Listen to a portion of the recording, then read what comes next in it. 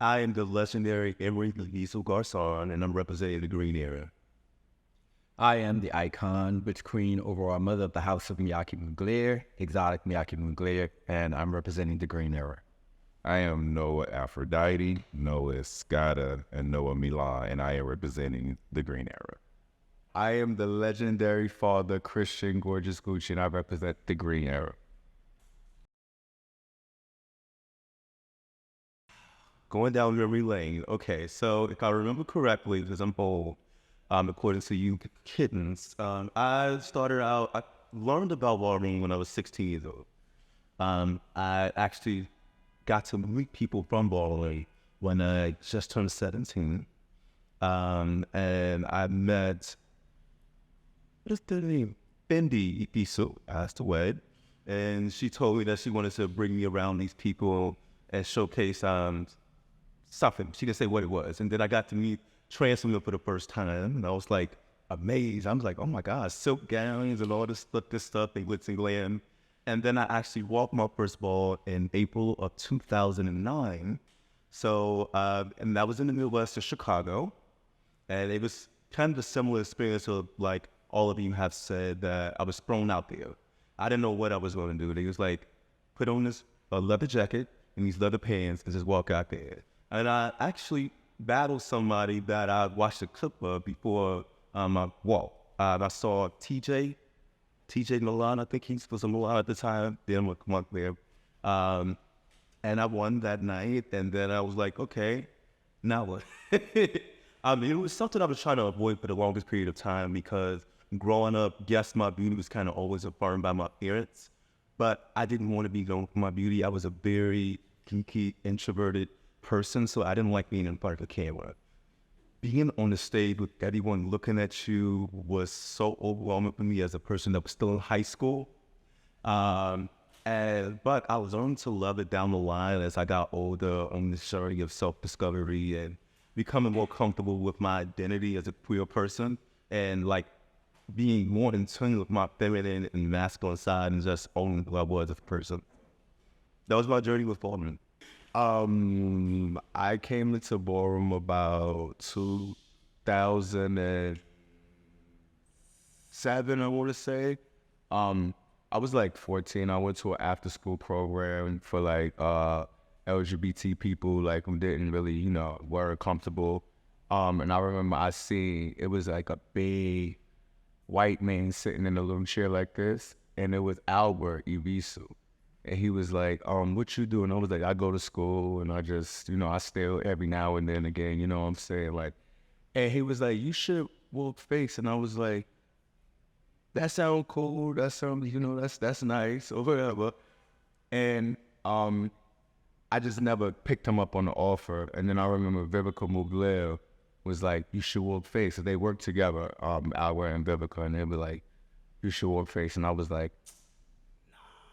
I still want to get my shit off. I'm outside, and then I want to say 2008, I went to the clubhouse with Pony, and I won my first trophy. It was little, it was real stout. It was like about this big, and it was $50. And I remember the next day I wanted to get little odds and ends, and I was like, well, this works. So I was like, maybe whenever I need a couple of dollars, I come to the bar and walk, and I would put mad Vaseline on my face with bronzer, and I would look crazy as hell, but it was just my aesthetic, and I thought it was fire. This was back when everybody was wearing like Bobby Brown makeup and MAC cosmetics, and I used to go steal the samples and put it on my face and just go walk the balls, or sometimes it worked, sometimes it didn't. I was kind of in between when I was growing up, if I wanted to be like a girl, if I wanted to be a boy. And then I was just like, maybe I'll be in between. And then that's when I was like, butch queen face. So it all worked out. The way I got discovered in Ballroom, my best friend at the time, Mikhail, was like, girl, you should walk face. And I was like, well, what is this? This is 2007. And I'm like, well, what is that? And he started showing me clips. And the first clip he showed me was Josh. And he was walking on the table to the runway. And I'm like, this is what they're doing? And then he was like, you got it, you know, you got to have this, you got to have that. I've seen this and none of that because he's been to the balls, but I personally hadn't been. So when he said that, I was like, okay, I'm going to try it out. So I go to a mini ball in Detroit, and the person to beat at that time was TJ Chanel. And I made it onto the runway, and I beat TJ. And the response and the love and support that I was getting, I'm like, I don't even know these people. You know, like, why they going up for me just because, you know, I'm on a category? But then when I started learning everything, I'm like, okay. And so that's how I ended up getting into Aphrodite, and which face really wasn't my original category. Really wanted to walk runway. And I did not want to do that. They did not see me for face at all. So, but that didn't work out. So I ended up beating TJ. Then I ended up joining the House of Biscata. So, the beginning of my introduction to ballroom, I was in college. It was my sophomore year, and it was Dallas Pride, and had this ball. We'll say it was at Ebony having a ball in Dallas, and this is when they were migrating ballroom over into Texas. And so my cousin was like, hey, let's go to this ball. I said, all that night. And I was like, well, what's a ball? And so he was like, okay, like this is like this this video. I was like, they're going to be dancing and stuff. And he was like, no, not that kind of ball. And he was like, this is like categories, like where, it's, for the gays, for us. It's like we come and we compete. You ever seen like voguing and stuff like that? I was like, oh yeah, the stuff they be doing in the club. And back then I used to Jacen. And so I knew, I was a Jacen king. But so I knew what voguing was because we would see them on one end of the club and then we would be Jacen on the other end of the club. And so I always wondered where it came from. And so he said, well, let's go to this ball tonight. They got this category called face. And he's like, I'm walking. And he was like, you should walk too. And I was like, okay. Well, he was like, you got to wear makeup. You got to put makeup on. I remember covering my face with so much makeup. I mean, it wasn't like, back then in college. This was L'Oreal out of Walgreens and CVS. It was the worst. I mean, I was super mad. And then right when we got ready to leave out of the room, we got a phone call and someone said, oh, the category is wash failures. And so he's hoping to wash everything off. I went in the restroom. We washed literally our entire faces off, tried everything. And I was like, okay, this is a lot. What's going on? So we went to the function that night.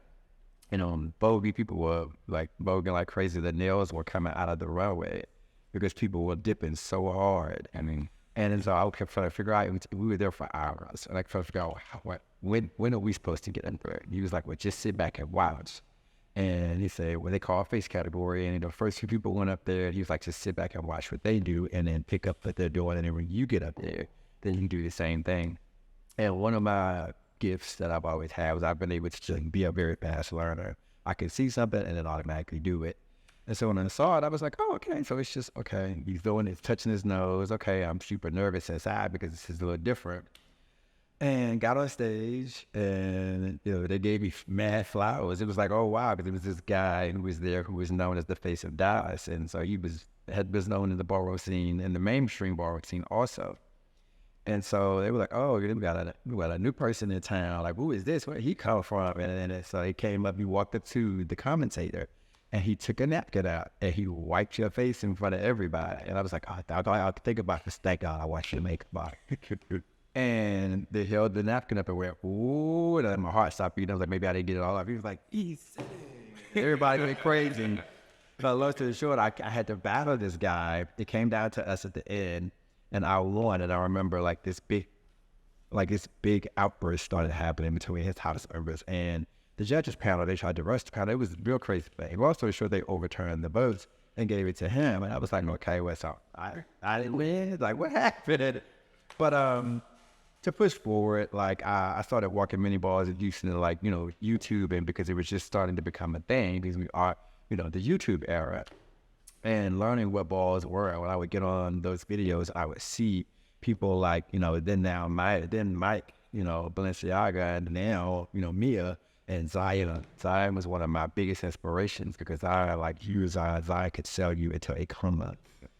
And so I used to watch his videos all the time. And then I started learning about the Whitneys and the Nigels. And then I remember that just came up to me. It was like, hey, you should join mainstream. And then I was like, Like, okay. I was like, you seen those guys? Like, they're like gorgeous. He was like, no, baby, you're gorgeous. You know, you have just as much as it takes to compete against them. And at that time, I didn't think I did. I was watching an intimidation, and they're like, wow, you know. And so, push comes to shove, he told me, so I felt like you should be a Mugler. And I heard that from a few different people. I remember coming to Atlanta for a gay pride, and MiLAN actually picked me up. That's my papa, by the way. Yeah, because I'm originally from the pageant scene. And so he said, "Grandbaby, I'm going to take you somewhere real quick. I'm going to introduce you to some people." So I said, okay, you know, cool, no problem. We went to Kadon's house, Kadon MiLAN in Atlanta, and Tony was over there, Tony McCoggin, the rest of soul. Yeah. And he was probably the most vivid memory I have about really being introduced to the mainstream ballroom. And I remember Tony MiLAN looked at me and took one, he said, "I'm sorry, but it ain't this." I was like, wow, wait a minute, what? He was like, maybe pretty boy, but it's not this. Not over here. I feel like people. Yeah, it was crazy. And so I remember storming out, leaving, and Papa, give me out of here. I don't know this queen in this. And then he took me over to Zion's house. When I saw Zion, I was like, oh my God, that's my idol, my aspiration. Then in Zion found out, I took me over to MiLAN's, and he's like, don't take my nephew over to the MiLAN house. So you come to Mugler. And so I met up, I had already missed the induction meeting. I went to the ball that night and met everybody, and they voted me in at the ball, which is crazy because I don't remember thinking that they ever, for him to finally never really done things like that. And I got inducted at the ball. And my journey ever since has been a great one. Like, I've had people in my corner that I call my family. From day one, I felt a family. I felt, that they wanted the best of me, And so that was my introduction and just the beginning of my journey for ballroom. Well, Anita, let me ask you this: so the guys talk about YouTube, and then also right before your era, when they started introducing the big money. Take us back, Emery, to the first time they had Butch Clean Face of $5,000.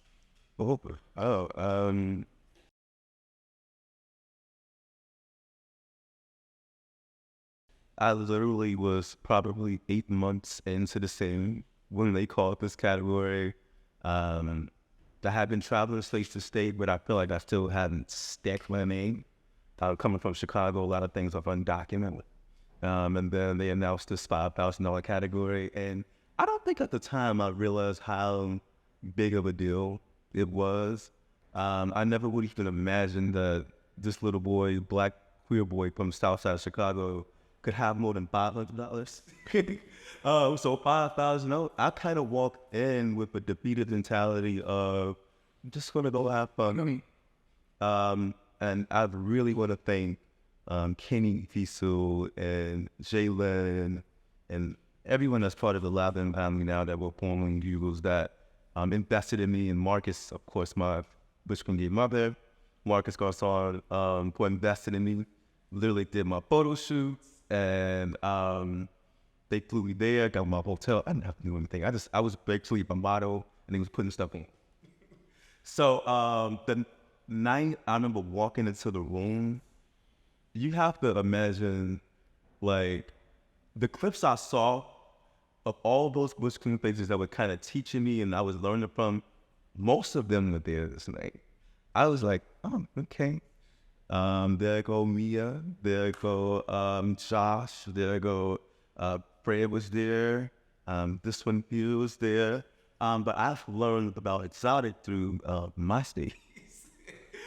Because one of my house members, it was probably a week before the ball, and she said, "You're sitting on toe, but it's one bitch you got free about."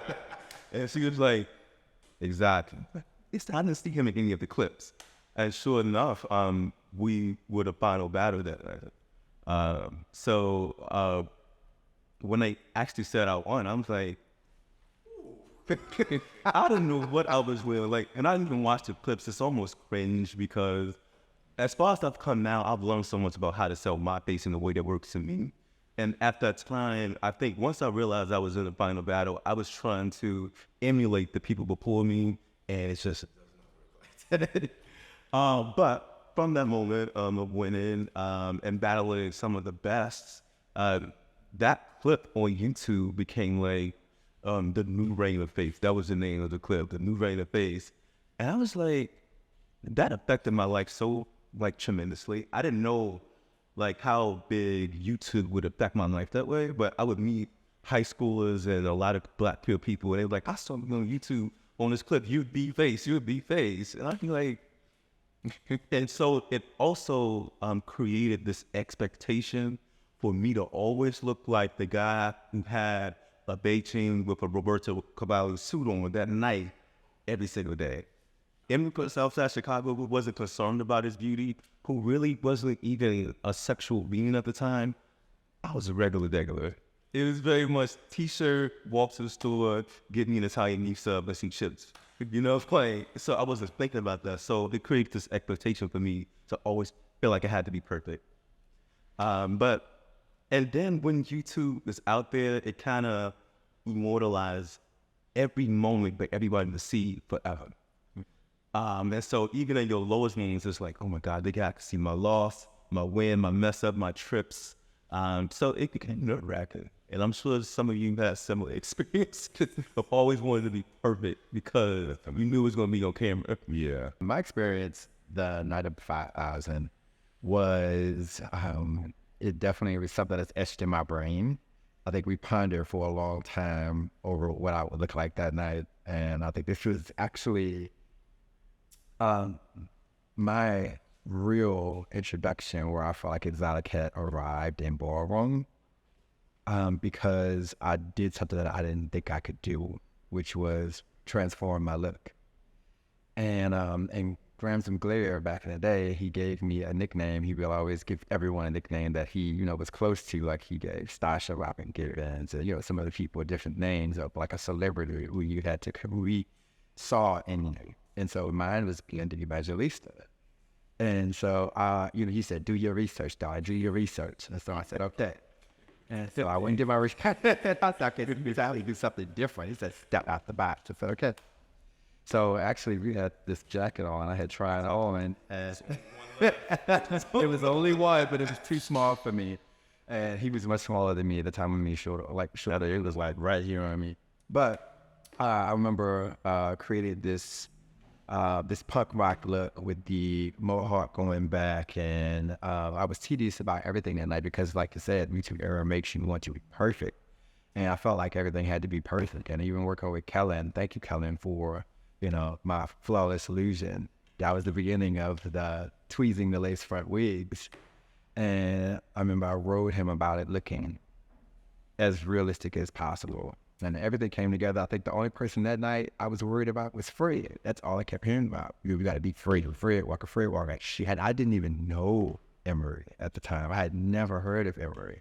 So to see this kid come up and be slaying the girls, and I'm slaying the girls, and then at the end we're looking at each other's face, and I'm like, where the hell did you come from? Like, what's this? But and in my head, we have that. At the time, I was a reigning bass kid, and in Ballroom, it can boost your head up a lot. I think we all understand. When we start winning, Ballroom can boost your head up and make you think, that you are unbeatable at times. This is one of those nights where I really felt like I was unbeatable, and I gagged. I gagged, but at the end of the night, I couldn't give it to away to anybody more deserving than Emery because he was silly. I had actually got into him. I was a little intimidated. And I was like, geez, okay, he is stunning. But at the end of the day, that was what the night was like for me. The energy was through the roof that night. And I remember everybody's in the back, looking across the room at everybody in the back getting ready. Like, oh, okay, all the girls are here. It's about to go down. And so it definitely was one of the pivotal moments of Bush Queen medicine. Like I say, for me also, because like I said, that was the start of, me changing up my look consistently. And it wasn't really well received by a lot of people, which was a little different. At first I was discouraged about it, but I was constantly put by my house that they would keep doing this. It's different. It didn't matter what everybody else thinks. You have to create your own lane and borrow in the category. And so I stuck with it.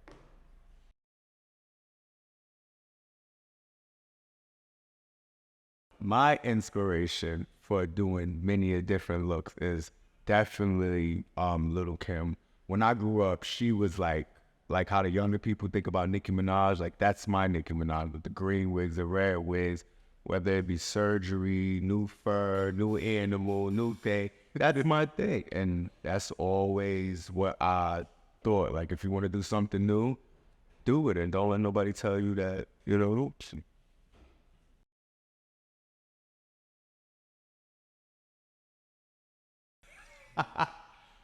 The funny thing about when I shaved my head bald, I had like a Britney Spears moment. I was in the mirror, and I don't know if y'all could attest to this. Like when you're doing your hair for Bush Queen face, I'm pretty sure everybody knows this moment when it's not really doing it. It's you brushing it and brushing it, and you're doing it, and you look at the more and more you look in the mirror, you like, feel like this is not it, So I was just like, I was sitting in the mirror and I was like, you know what?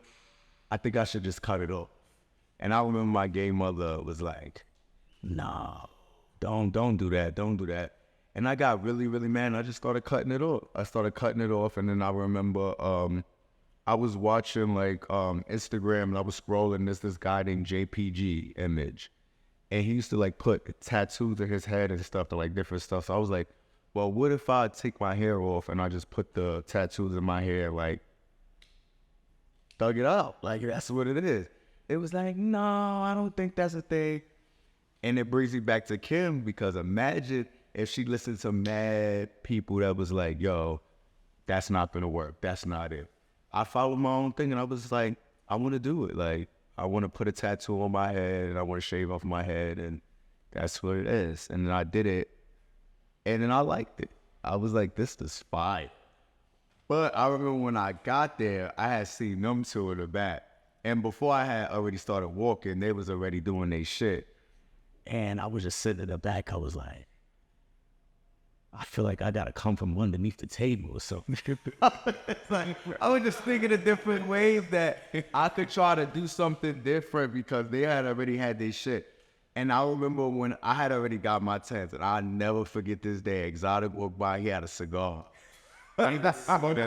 He looked me in my face and he stopped and he was like, he blew it in my face and I was like, bitch, I swear to God. I was like, damn. And then I remember Emery came out and he looked at me and he was like, looked me up and down. I was like, wait, is it me? Did I do something? I was like, they look fire. And then I was just like, I always try to be different though. That was my thing. I never tried because they already had their shit down pat. Like what they did, they was already colored hair and like snakes and different shit. I already see snakes, but I never seen nobody really cut their hair off and put a, like a tattoo on their head or something different. So I was like, that's what I'm gonna do.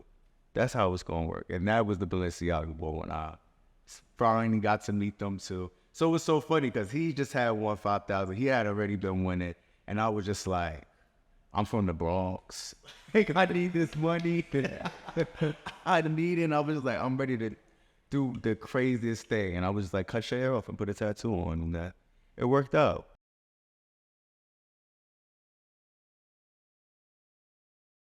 When me and Josh battled in Chicago in 2007, that's when I knew that I have a run.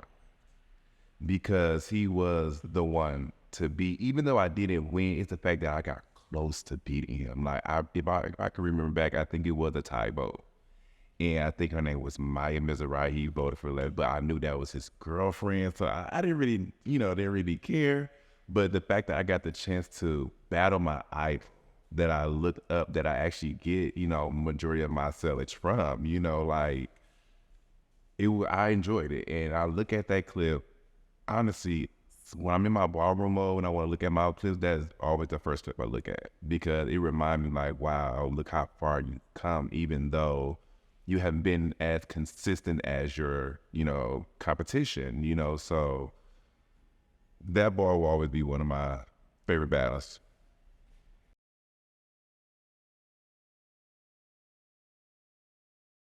The one look that I look back at and say, that was wrong, was my look for the EBC ball here in New York. And it was the night I lost to Trey. and I had the striped shirt on, and it was one of those moments that you were just talking about with the hair and just the brushing and combing and every which way that was not coming together. It was just a hot holy mess on top of my head, and the outfit was all wrong. I think I let someone else dress me for the first time. Mark, I'm talking to you. You remember this? And you know, Mark's a fashion guy, and which cream face not always a fashion thing. You have to play up your fits with your outfit. And so I had these pants with all these latches and buckles and rubber on them, and the shirt was all loose and the pants were tight. And it was just a lot of mumbo jumbo going on, but I didn't give Ballroom, clean, polished, exotic like I typically would have. And it was me just trying something, but I learned a valuable lesson that night because I was at the thick of the Garcon Mugler split. And so that was a loss I didn't take well. I tried my hardest to watch that video because I just hated the way I looked that night. Mine's bad. It's so terrible. I walked, it wasn't really a real ball. It was like a mock ball, but it was still like, I was so mad. I remember I wanted to do like a 90s kind of like finger wave, but it was hot outside, and for some reason it wasn't a finger wave. Like it wasn't. And it turned, and I remember my cousin was telling me, you on a thin line between like 90s, like Harlem Renaissance or Fantasia Barrino. And I was like, so what is giving you right now? I was in the bathroom, I was doing stuff. She was like, Fanny. And I battled Starsha. And I had this swoop, and I kept like doing like this, and it wasn't swooping. It was so bad. It was so horrible. I don't watch that at all. I swear to God, it's bad. It's so bad. Which look do I regret when I said that's wrong? I have so many. It's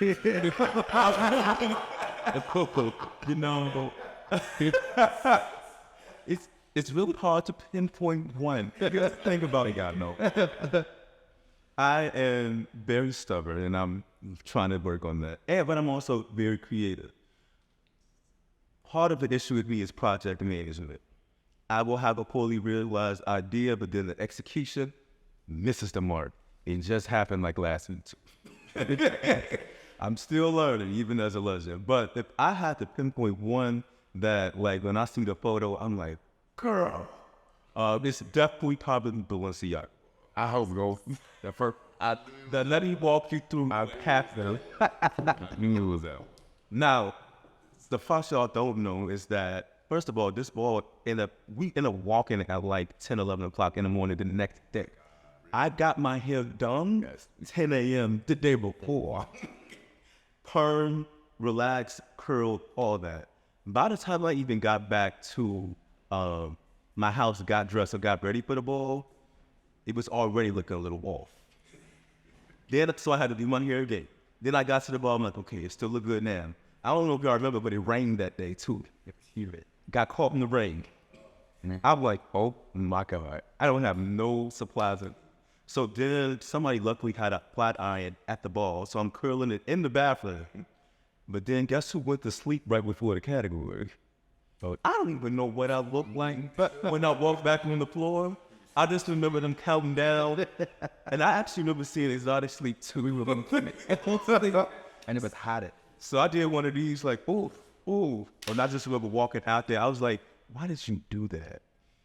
It's really a matter of like, when you invest so much into the craft, you like, I can't come this far and just not walk. But now I'm like, you gotta learn to trust yourself and just say, no man, you are better than this. In the looks that I regret, I really wasn't moving like that in Ballroom to really like have a look that I didn't like. I would say that the 2012 New York Awards Ball, I didn't really care for my all black look because I had on these like cowboy type of boots that made my feet hurt. And I was in Scott at the time, and the shirt that I had on, the look was just very lazy. Even though I, had set a couple people at that year at that ball, and Bitch, I mean, we talking about his. But I ain't telling you Steve, but you got your lick back. Okay. Got your lick back. Cause But you was holding on to that for a minute. That was in 2012. You got me in 2021. So you was holding on to for a minute. Yep. So that was a little that I didn't really care for, even though I set up one person in it, you know. But yeah, yeah, that was funny. Elsa. so I like that. We all got each other. It's the rivalry.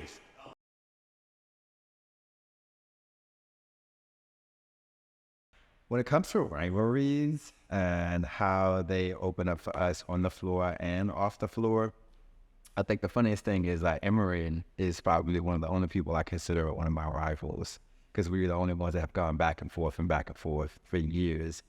And I think on the floor it's heated. You know what I'm saying? Every time people see both of us coming down the roadway next to each other, you don't know what's going to happen these nights. And so the intensity is all time high. And we kind of have to watch each other because we know we're both capable of anything. And so I'm looking at him out the corner of my eye. He's looking at me out the corner of his eye. Doctor, I see you. And I see you too, just so you know. Keep it you. But off the floor, a lot of people don't know that we are probably the best of friends, and we talk and call each other and laugh and kiki all day long. And it's nothing but love. You know what I'm saying? The stuff we talk about off the floor don't even have anything to do with balls. You know what I'm saying? We have a genuine friendship. But when it's time to hit that floor, baby, excuse me, stay over there. It gives that, and it's in the great, competition. That's what it's about. We get to the floor, it's business.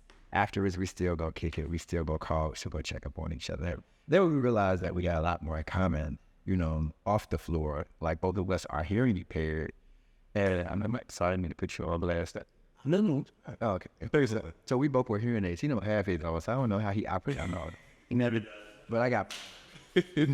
I'm reading Braille. Indeed. But yeah, like sometimes rivalries create beautiful friendships, and this is one of them that I'm happy to say that we can have. So They got then. See, well, by the time you guys stopped, y'all had y'all only come out for the big money. See, me, I sit around for the 15s and the ones not scrape those up. I sit around for those. You know what I'm saying? So when they not walking, it's like several people. So I get different types of faces. Like as of now, I wouldn't consider it a rivalry, but somebody that I've been going on and off with. He's in the younger generation right now. So it's kind of like, I don't think I have any. He's the only one that gives me an issue. So, y'all don't really, I had the pleasure of doing it years ago, but as a rival, I don't have that. When it comes to rivalry on and off of the ballroom floor, I personally don't think that I have a lot of rivals. I do consider people as rivals, but like a one-on-one thing, like I never had someone where we just kept going back and forth. Like, you got me this time, I got you this time. Like, besides Christian, other than that, that's it. I mean, I would consider us, I guess, a rival because we like 1-1. I mean, we are 1-1. okay, So you're making this a thing now.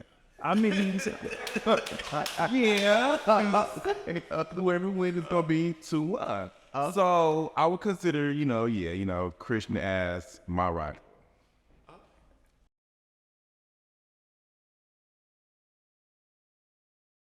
I pay attention to this era, and I see a lot of new faces that are promising and with a lot of potential. And some in particular that I really like to see on the floor is Romelo Alpomeda. I love to see Christian Ebony, who's compared to me quite a bit. Those are two that I would even love to partner with maybe one day. And there's one more, James Balenciaga. And I think those three are the ones I would definitely look forward to seeing walk. I like Melo and Rico. I like Melo, Alpha Omega, and Rico Balenciaga. Those are me. Definitely my two faves. When it comes to the new generation of Bush Queen face kids, you know, me personally, I really looked deeply into them because it was at a time where bass was not hot anymore. You know, like honestly, I think after you won that 5,000, that's when it's like bass started to go down. And like less and less people started walking. So now to see the newer generation, newer kids out here doing it, I would have to say I do like James Aga, I do like Heyman Aga, I do like Mello Afro Omega, I do like Christian Ebony. Like I love Bush Queen bass category. So like everyone, I can't really just choose. Just there's a few people because we're all here keeping the same category alive. So it's like, you know, shout out to all y'all. But can I say one thing? What could be so nice? Like, they was never nice to us coming up. Like, time has changed. I think that's changed. Sensitivity level has gone up. Like, for you to list 5 people, I feel like that's a stretch. But you gotta understand, we come into certain people, so we kind of emulate kind of what they emulated to us. Like Whitney and them, they were never really mean to us. And they were very sweet people and very nice, but Okay, so y'all, but that's fire. we didn't get a lot of that. Yeah, because I don't come from this era. Like, I was around Jacen. Well, being around people like Jacen, Tony McCargo, Mia when she was Mike Randy, they was never nice. They were never nice girls. It never was nice. You know, I didn't have bass kids. Yeah, it was never nice. That's the, you see, y'all come around from the Freds and the Whitneys. I'm from like Tony McCargo, Jacen. When they say, "Mister, you look fierce." Like, they walk up to you and be like, "Girl, you look terrible." Listen, like, so that's so crazy to see like the nice, because I've always been considered the villain, and I'm okay with that. I'm not really a nice, but you know, I have nice friends. You know what I'm saying? You guys were nice to me. I always appreciate that. But do I be nice to them now? The ones I had, the 2 that I'm nice to, but the other ones, no. I don't. Now, some of the newer generation that I think are doing really, really well, and that I think are starting to evolve with the category. Of course, Mello. I love the way Mello is hitting it, selling it like there's no tomorrow. Like even I get inspired watching. Yeah. There's nobody else there. There's been nobody that's there. It was the whole. For me, all of that, I live for it. There is Craig Mugler. Like he is another one that is doing that chameleon thing, trying new looks and with the snake and all of that type of stuff. Like I love that. And he's so tall and statuesque, so it's kind of like you can't miss him. Who else? I do love James Aga. He's just a breath of fresh air. Yeah. He really is. I love his confidence. And when he steps through, he just makes his presence known. Somebody else, I think that's it for me. You gave out numbers. I got one more. Huh? You gave out a number. So we got, there we go. Now we got one more. We got more, bro. He's a really, really, really new. Joel is fire too. Joel was there. Joel, you know, consistency is important in Ballroom, and you know that's the only way categories are continue to evolve is that in the street. You come in have to be consistent.